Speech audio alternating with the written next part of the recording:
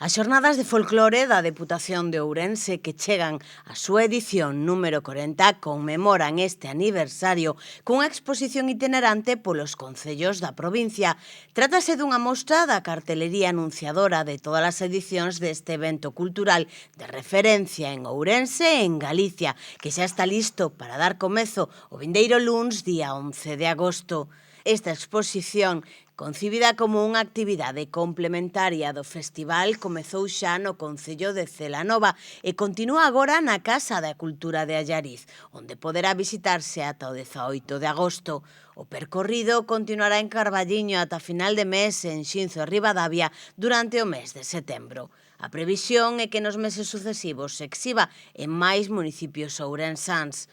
Os cartéis son obra de diferentes artistas da provincia, como Virxilio, autor do primeiro cartaz en 1984, que chegou a repetir noutras edicións. Outros pintores, como Vidal Souto, Alexandro ou Juan Valcárcel, entre outros artistas de referencia, tamén participaron con creacións exclusivas nas que se amosan a súa visión do Festival de Folclore que durante estes días de agosto percorre a provincia.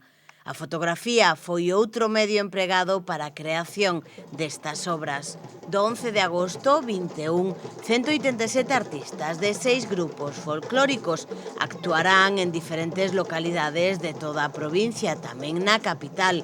Agrupacións folclóricas de Arxentina, Chile, Filipinas, Irlanda do Norte, Ucraína e Xeorxia van percorrer 16 concellos nesta edición dun evento consolidado no panorama cultural que organiza a Deputación de Ourense a través do Centro de Cultura Popular Xaquín Lorenzo, coa colaboración da Consellería de Cultura, Lingua e Xuventude da Xunta e dos diferentes concellos que acollen este evento.